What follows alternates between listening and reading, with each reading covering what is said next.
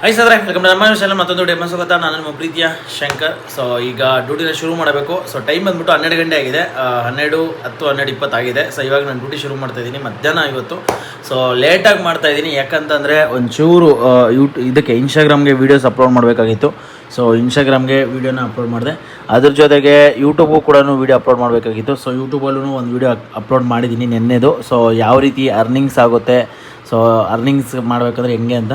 So ದಯವಿಟ್ಟು ಹೋಗಿ ಇನ್ನೂ ಚಾನಲ್ನ ಸಬ್ಸ್ಕ್ರೈಬ್ ಮಾಡ್ಕೊಳ್ಳಿ ಅಂದರೆ ದಯವಿಟ್ಟು ಸಬ್ಸ್ಕ್ರೈಬ್ ಮಾಡ್ಕೊಳ್ಳಿ ಆದಷ್ಟು, ಓಕೆನಾ. ಆ್ಯಂಡ್ ಇನ್ಸ್ಟಾಗ್ರಾಮಲ್ಲೂ ಅಷ್ಟೇ. ಸೊ ಯೂಶ್ವಲಿ ನಮ್ಮದು ಸೇಮ್ ನಮ್ಮ ಅನ್ವೇಷಣೆ ಅಂತಲೇ ಲೈಕ್ ನೀವು ಸರ್ಚ್ ಮಾಡಿದ್ರೆ ನಮ್ಮ ಪೇಜ್ ಸಿಗುತ್ತೆ. ಸೊ ದಯವಿಟ್ಟು ಹೋಗಿ ಆದಷ್ಟು ಫಾಲೋ ಮಾಡಿಕೊಂಡು ಸಪೋರ್ಟ್ ಮಾಡಿ. ಸೊ ಈಗ ಡ್ಯೂಟಿ ಶುರು ಮಾಡೋಣ ಬನ್ನಿ. ಆ್ಯಂಡ್ ಇನ್ನೊಂದೇನಪ್ಪ ಅಂತಂದರೆ ನಮ್ಮ ಕಾಂಟೆಂಟ್ ಕ್ರಿಯೇಟರ್ಸ್ಗೆ, ಎಕ್ಸ್ಪೆಷಲಿ ನಮ್ಮಂಥ ಯೂಟ್ಯೂಬರ್ಸ್ ಲೈಕ್ ಆಗಿರ್ಬೋದು, ಇಲ್ಲ ಕಾಂಟೆಂಟ್ ಕ್ರಿಯೇಟರ್ಸ್ಗಾಗಿರ್ಬೋದು. ಸೊ ನಮ್ಗೆ ಹೆಂಗಂತಂದರೆ ದಿನ ಒಂದೊಂದು ವೀಡಿಯೋ ಹಾಕ್ಬಿಟ್ರೆ ಒಂಥರ ನೆಮ್ಮದಿ ಮೈಂಡಲ್ಲಿ ಇರ್ತೀವಿ. ಒಂಥರ ಏನೋ ಬಿಡಪ್ಪ ನಮ್ಮ ಕೆಲಸ ಆಯಿತು, ನಮ್ಮ ಕೆಲಸ ಆಗೈತೆ ಇವತ್ತು ಅನ್ನೋ ಥರ ಇರ್ತದೆ. ಸೊ ಇಲ್ಲ ಅಂತಂದರೆ ಏನೋ ಒಂಥರ ಅಯ್ಯಪ್ಪ ಇವತ್ತೇನೋ ಕೆಲಸ ಆಗಿಲ್ವಲ್ಲ, ಅಥವಾ ಇವತ್ತೇನೋ ಕೆಲಸ ಆಗಿಲ್ವಲ್ಲ, ಯಾಕೆ ಈ ರೀತಿ ಆಗೋಯ್ತು ಅಂತ ಒಂಥರ ತಲೆಗೆ ಹೋಗ್ಬಿಡುತ್ತೆ. ಸೊ ಇತ್ತೀಚೆಗೆ ಲಾಸ್ಟ್ ಒಂದು 1 ಮಂತಲ್ಲಿ ನಾನು ಸರಿಯಾಗಿ ವೀಡಿಯೋ ಆಗದೆ ಇದ್ದಾಗ ನನ್ನ ಪರಿಸ್ಥಿತಿ ಹಂಗೆ ಇತ್ತು. ಅಂದರೆ ನೀವು ನಂಬಲೋ ಕಾಂಟೆಂಟ್ ಕ್ರಿಯೇಟರ್ಸ್ ಅಂತಂದಾಗ ಸಿಕ್ಕಾಪಟ್ಟೆ ಲೈಕ್ ವೀಡಿಯೋಸ್ ಮೇಲೆ ನಮ್ಮ ಮೈಂಡು ಇದಾಗಿರುತ್ತೆ ನನಗೆ ಗೊತ್ತಿರೋ ಪ್ರಕಾರ. ಆ್ಯಂಡ್ ಇನ್ನೊಂದು ಹೇಳ್ತೀನಿ ನೋಡಿ, ಲೈಕ್ ಇದು ಬಂದು ನನ್ನ ಏನಂತಾರೆ ನನ್ನ ಚಾನಲ್ಲು, ಲೈಕ್ ನಮ್ಮ ಅನ್ವೇಷಣೆ ಚಾನಲ್ನ ನಾನು ಸ್ಟಾರ್ಟ್ ಮಾಡಿದ್ದು 2019. 2019ಗೆ ಸ್ಟಾರ್ಟ್ ಮಾಡಿದ್ರೆ ಲೈಕ್ 2020, 21, 22, 23, 24, 25, ಓಕೆನಾ. ಸೊ ಇಷ್ಟು ವರ್ಷ ಕಷ್ಟಪಟ್ಟಿದ್ದಕ್ಕೆ 2025 ಒಂಚೂರು ಪೀಕಿಗೆ ಬಂದಿದ್ದೆ. ಅಂದರೆ ಒಂಚೂರು ಕಷ್ಟಪಡ್ಕೊಂಡು ಮೇಲೆ ಬಂದೆ. ಅದಾದಮೇಲೆ 2026 ಒಂಚೂರು ಡೌನ್ ಬಂದುಬಿಟ್ಟಿದ್ದೀನಿ. ಸೊ ನನಗೆ ಇಲ್ಲಿರೋಕ್ಕೆ ಇಷ್ಟ ಇಲ್ಲ. ಸೊ ಮತ್ತೆ ಹಿಂಗೆ ಮೇಲೆ ಹೋಗ್ಬೇಕು ಅನ್ನೋದೇ ನನ್ನ ಆಸೆ. So work hard, this is not end, come on ಅಂತ ಹಾಕ್ಕೊಂಡಿದ್ದೀನಿ. ಇದು ನನಗೆ ನಾನೇ ಮೋಟಿವೇಶನ್ ಮಾಡ್ಕೊಳಕ್ಕೆ ನಾನು ಹಾಕ್ಕೊಂಡಿರೋದು. ಸೊ ಅದಾದಮೇಲೆ ಒಂದು ಟೈಮ್ ಟೇಬಲ್ನ ಕೂಡ ಹಾಕ್ಕೊಂಡಿದ್ದೀನಿ. ಬಟ್ ಅದು ವೇಸ್ಟ್ ಬಿಡಿ, ಅದನ್ನು ಒಂದು ದಿವಸನೂ ಫಾಲೋ ಮಾಡಿಲ್ಲ. ಬಟ್ ಇದು ಮಾತ್ರ ಖಂಡಿತವಾಗ್ಲೂ 2026 ಏನು ನಾನು ಕೆಳಗಡೆ ಡ್ರಾಪ್ ಆಗಿದ್ದೀನಿ. ದೆನ್ 2027 ಸ್ಟಾರ್ಟಿಂಗ್ ಅಷ್ಟಿಗೆ ನಾನು ಮತ್ತೆ ಅದು ಏನಾದರೂ ಆಗಿರಲಿ ಮತ್ತೆ ಮೇಲೆ ಈಗ ಹೆಂಗೀಗ 2025 ಒಂದು ಬೆಟ್ಟ ಕಾಣಿಸ್ತಿದೆಯಲ್ಲ ಆ ಥರ ನನ್ನ ಮೇಲೆ ಹೋಗ್ಬೇಕನ್ನೋದು ನನ್ನ ಆಸೆ. ಸೊ ಅದಕ್ಕೆ ದಯವಿಟ್ಟು ನಿಮ್ಮೆಲ್ಲರ ಸಪೋರ್ಟು ನನಗೆ, ನಿಮ್ಮೆಲ್ಲರ ಒಂದು ಆಶೀರ್ವಾದ ನನಗೆ ಬೇಕು. ನೀವೆಲ್ಲ ಖಂಡಿತ ಸಪೋರ್ಟ್ ಮಾಡಿದ್ರೆ ಅದು ನಾನು ಇನ್ನೂ ಮೇಲೆ ಹೋಗೋಕ್ಕೆ ಆಗುತ್ತೆ. ಸೊ ತುಂಬ ಕಷ್ಟಪಡ್ಕೊಂಡು ಈ ಪ್ಲೇಸ್ವರೆಗೂ ಬಂದಿದ್ದೀನಿ. ನಿಜ ಹೇಳಬೇಕು ಅಂತಂದರೆ ಒಬ್ಬ ಯೂಟ್ಯೂಬರು ಒಂದು 3 ವರ್ಷ 2 ವರ್ಷದಲ್ಲೇ ಒಂದು ಟಾಪ್ ಮೂಮೆಂಟ್ನ ನೋಡ್ತಾರೆ. ಆದರೆ ನಾನು 1, 2, 3, 4, 5 ವರ್ಷ ಹತ್ತತ್ರ ಕಷ್ಟಪಟ್ಟಿದ್ದಕ್ಕೆ ನಾನು ಆ್ಯಕ್ಚುಲಿ ಹೇಳ್ಬೇಕಂದ್ರೆ 2025 ನಾನು ಲೈಕ್ ಒಂದು ಸಕ್ಸಸ್ನ ಕಂಡೆ. ಅಂದರೆ ಒಂದು ಲೆವೆಲ್ನ ಮೇಲೆ ಬಂದೆ. ಬಟ್ ಆದರೆ ಅನ್ಫಾರ್ಚುನೇಟ್ಲಿ ಅದು 2026 ಬರೋಷ್ಗೆ ಮತ್ತೆ ಒಂಚೂರು ಪ್ರಾಬ್ಲಮ್ಸ್ ಆಗಿ ಒಂಚೂರು ಡ್ರಾಪ್ ಆಗಿದೆ. ಮತ್ತೆ ಕಮ್ ಬ್ಯಾಕ್ ಮಾಡಬೇಕು ಅನ್ನೋದೇ ಆಸೆ. ಅದಕ್ಕೆ ನಿಮ್ಮ ಸಪೋರ್ಟ್ ನನಗೆ ಬೇಕು. ನಿಮಗೆಲ್ಲ ಗೊತ್ತಿದೆ ನನ್ನ ಹಳೆಯ ಫಾಲೋವರ್ಸು. ಸೊ ಅಂದರೆ ನನ್ನ ಸ್ಟಾರ್ಟಿಂಗ್ ನಾನು ಯೂಟ್ಯೂಬ್ ಚಾನಲ್ ಸ್ಟಾರ್ಟ್ ಮಾಡಿದಾಗ ನನ್ನ ಫಾಲೋವರ್ಸ್ ಗೊತ್ತಿರ್ತದೆ ನಾನು ಎಷ್ಟು ಕಷ್ಟಪಟ್ಟು ಯಾವ ರೀತಿ ಎಲ್ಲ ವೀಡಿಯೋಸ್ ಮಾಡ್ತಾಯಿದ್ದೆ, ಯಾವ ಥರ ಎಲ್ಲ ಕಷ್ಟಪಟ್ಟಿದ್ದೀನಿ ಅಂತ.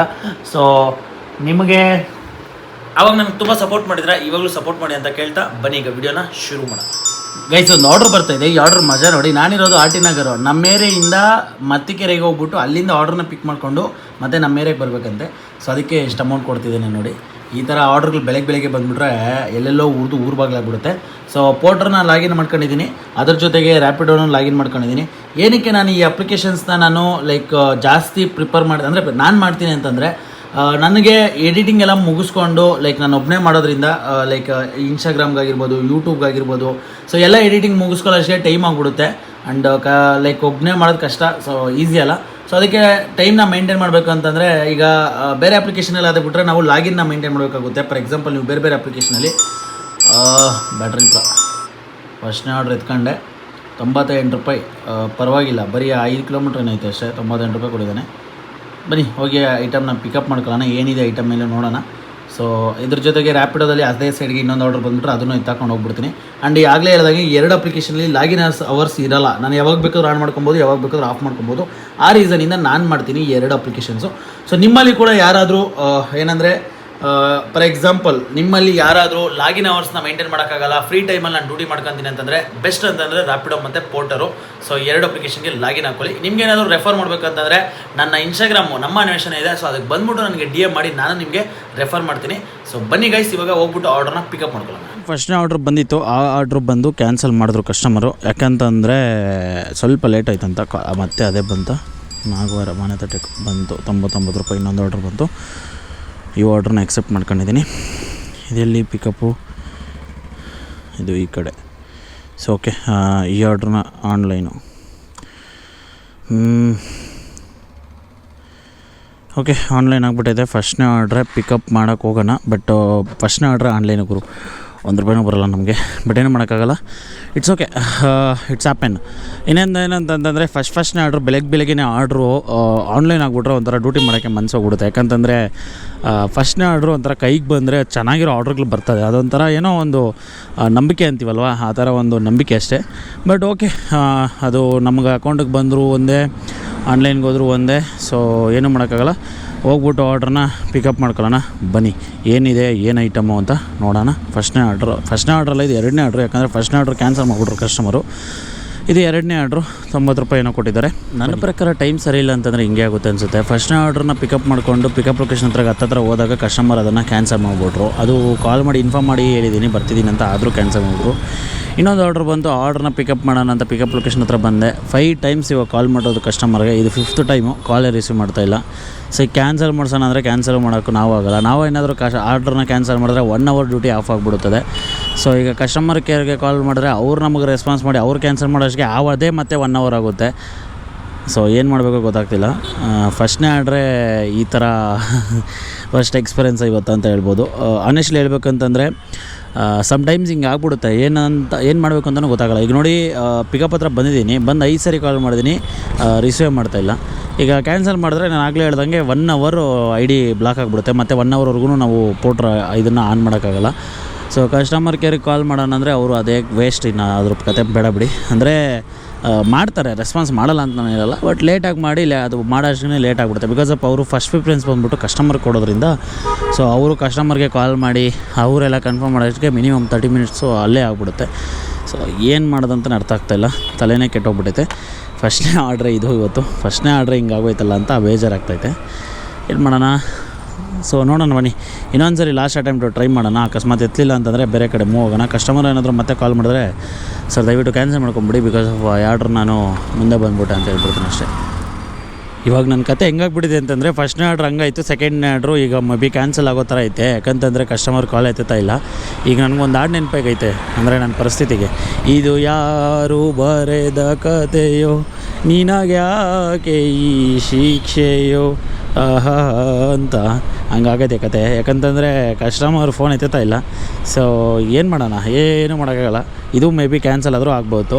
ಅವ್ರು ಮಾಡಿಲ್ಲ ಅಂತಂದರೆ ನಾನೇ ಕ್ಯಾನ್ಸಲ್ ಮಾಡಿಕೊಂಡು ಮುಂದೆ ಹೋಗ್ತೀನಿ ಅಷ್ಟೇ. ಇನ್ನೇನು ಮಾಡೋಕ್ಕಾಗುತ್ತೆ, ಏನು ಮಾಡೋಕ್ಕಾಗಲ್ಲ. ನಮ್ಮ ಪರಿಸ್ಥಿತಿನೇ ಹಿಂಗೆ. ಆದರೆ ನಮ್ಮನ್ನು ಈ ಕಸ್ಟಮರ್ಸು ಅರ್ಥ ಮಾಡ್ಕೊಳ್ಳಲ್ಲ. ಏನು ಮಾಡ್ತೀರಾ ಈಗ ನೋಡಿ, ಅವರು ಅರ್ಥ ಮಾಡ್ಕೊಬೇಕು. ನಾವು ಬುಕ್ ಮಾಡಿದ್ದೀನಲ್ವ, ಬುಕ್ ಮಾಡಿದ್ಮೇಲೆ ಡೆಲಿವರಿ ಬಾಯ್ ಎತ್ಕೊಂಡ್ಮೇಲೆ ಬರ್ತಾನೆ, ಬಂದಮೇಲೆ ಅವನು ಕಾಲ್ ಎತ್ತಬೇಕು. ಸೊ ಆ ಕಾಮನ್ ಸೆನ್ಸ್ ಅವ್ರಿಗೆ ಇಲ್ಲ ಅಂದರೆ ಯಾಕಾದರೂ ಬುಕ್ ಮಾಡ್ತಾರೆ. ಸೊ ಆ್ಯಕ್ಚುಲಿ ನೋಟಿಫಿಕೇಷನ್ ಬುಕ್ ಮಾಡಿದ ತಕ್ಷಣ ಅವ್ರಿಗೆ ಹೋಗುತ್ತೆ, ಇಂಥ ಡೆಲಿವರಿ ಬಾಯ್ ನಿಮ್ಮ ಆರ್ಡ್ರನ್ನ ಎಕ್ಸೆಪ್ಟ್ ಮಾಡ್ಕೊಂಡಿದ್ದಾರೆ ಅಂತ.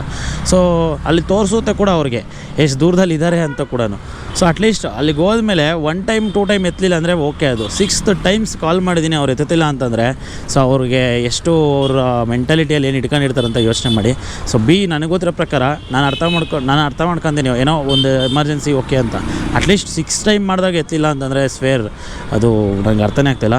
ಬಟ್ ಅಟ್ಲೀಸ್ಟ್ ಕ್ಯಾನ್ಸಲ್ ಆದರೂ ಮಾಡ್ತಾರೆ ಅಂದರೆ ಅವ್ರು ಕ್ಯಾನ್ಸಲ್ ಮಾಡಲ್ಲ. ಈಗ ನಾವೇ ಕ್ಯಾನ್ಸಲ್ ಮಾಡ್ಕೋಬೇಕು. ಸೊ ನಮ್ಮ ಪರಿಸ್ಥಿತಿ ಇವರಿಗೆ ಗೊತ್ತಾಗಲ್ಲ. ಈಗ ನೋಡಿ, ನಾನು ಕ್ಯಾನ್ಸಲ್ ಮಾಡಿಕೊಂಡ್ರೆ 1 hour ಡ್ಯೂಟಿ ಆಫ್ ಆಗುತ್ತೆ.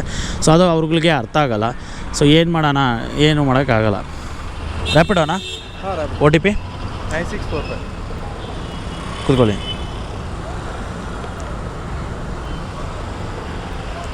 9645 ಅಲ್ಲ?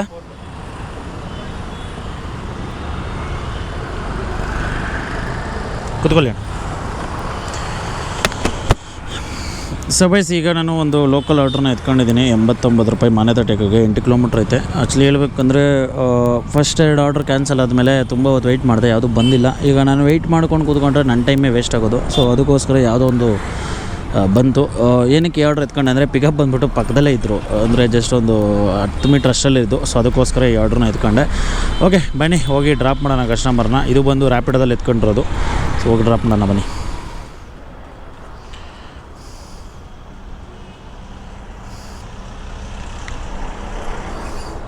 ಆಯಿತಾ? ಸ್ಕ್ಯಾನ ಚೇಂಜ್ ಇಲ್ಲ ಸರ್. ಹಲೋ, ಹಾಂ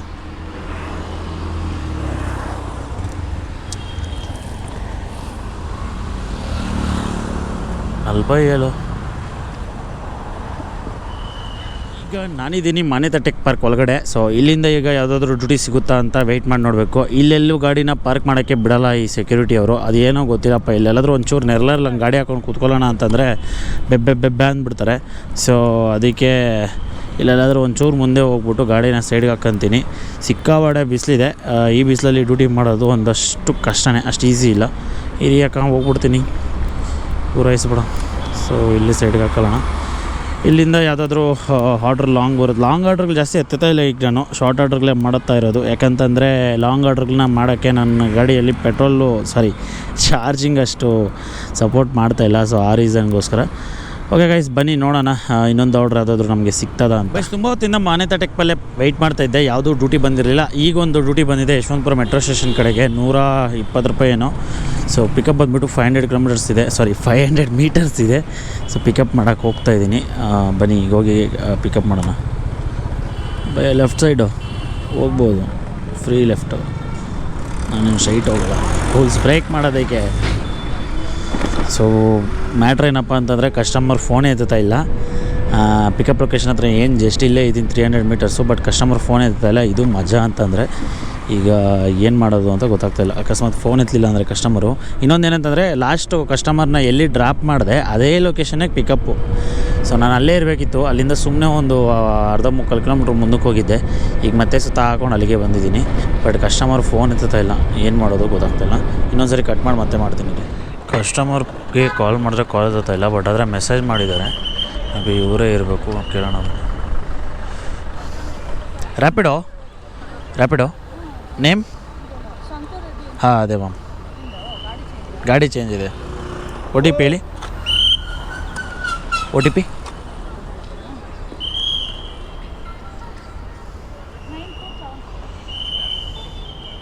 94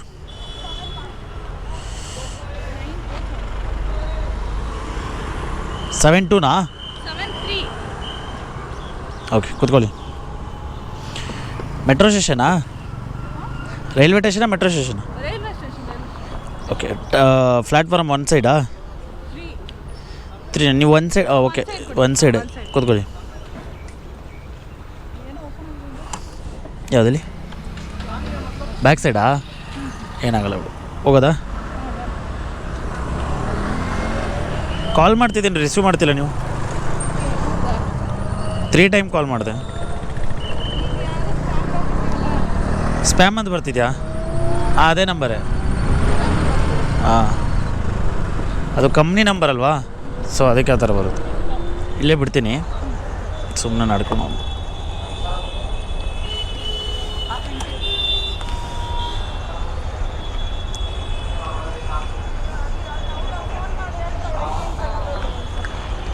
$127.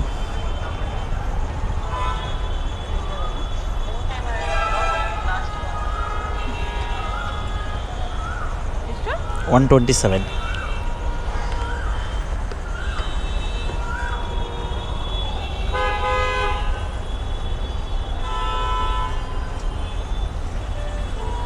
Okay, thank you.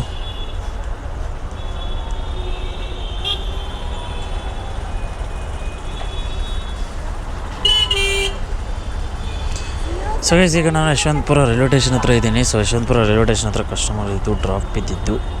So full jam ಆಗಿಬಿಟ್ಟೈತೆ.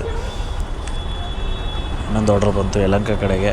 120 + 55 ಎತ್ಕೊಂಡೆ. So ಈಗ ಬನ್ನಿ ಹೋಗಿ ಕಸ್ಟಮರ್ನ ಪಿಕಪ್ ಮಾಡೋಣ.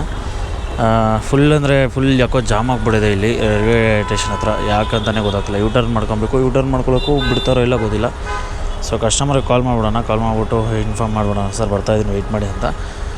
ಯಾಕಂದರೆ ಕ್ಯಾನ್ಸಲ್ ಮಾಡಿಬಿಡ್ತಾರೆ. ನೋಡೋಣ ಬನ್ನಿ. ರೋಡಲ್ಲೇ ಕೂರಿಸ್ಕೊಂಡ್ಬಿಡಕ್ಕಪ್ಪ ಕಸ್ಟಮರ್ಸ್ನ, ಈ ಆಟೋದವರು ಈ ಕ್ಯಾಬ್ ಅವರು. ಸೈಡ್ಗೆ ಹೋಗ್ಬೇಕು ತಾನೆ.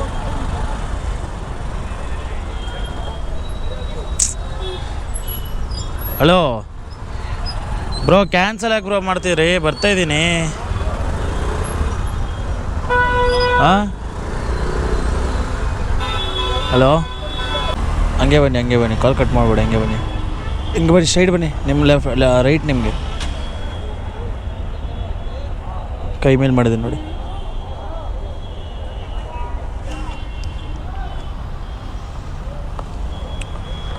ಒ ಟಿ ಪಿ ಹೇಳಿ. 7323 ಕೂತ್ಕೊಳ್ಳಿ.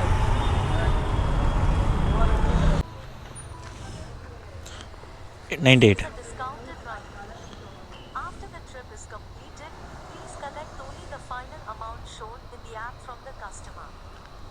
Don't worry about the remaining amount. It will be credited to your wallet immediately after the trip ends. Discount ride. ಪ್ರಯಾಣ ಮುಗಿದ ನಂತರ ಅಪ್ಲಿಕೇಶನ್ನಲ್ಲಿ ತೋರಿಸುವ ಅಂತಿಮ ಮೊತ್ತ ಫಸ್ಟ್ ರೈಡಾ ನಿಮ್ಮದು ರ್ಯಾಪಿಡೋದಲ್ಲಿ? ಉಳಿದ ಮೊತ್ತ ಥ್ಯಾಂಕ್ ಯು. ಚಿಂತೆ ಬೇಡ. ಪ್ರಯಾಣ ಮುಗಿದ ತಕ್ಷಣ ನಿಮ್ಮ ವಾಲೆಟ್ಗೆ ಕ್ರೆಡಿಟ್ ಆಗುತ್ತದೆ. ಸೊ ಇದರಲ್ಲಿ ಫಸ್ಟ್ ರೈಡ್ಗೆ ಒಂದು ಡಿಸ್ಕೌಂಟ್ ಇದೆ ಕಸ್ಟಮರ್ಸ್ಗೆ, ಸೊ ಅದಕ್ಕೆ. ಬಟ್ ನಮ್ಗೆ ಮಿಕ್ಕಿದ್ದು ಬಂದುಬಿಟ್ಟು ವಾಲೆಟ್ಗೆ ಬರುತ್ತೆ. ಸೊ ಟೋಟಲಾಗಿ ಎಷ್ಟು ಗೊತ್ತಿಲ್ಲ. ಓಕೆ ಬನ್ನಿ ನೋಡೋಣ. ಈಗ ನಾನಿರೋದು ಅಮೃತಲ್ಲಿ.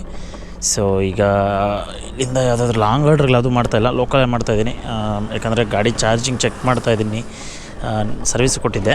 ಸೊ ಅದರಿಂದ ಯಾವ ರೀತಿ ಬರ್ತದೆ ಅಂತ ಚೆಕ್ ಮಾಡಿಕೊಂಡು ನೆಕ್ಸ್ಟ್ ಲಾಂಗ್ ಮಾಡೋಕ್ಕಾಗುತ್ತೆ.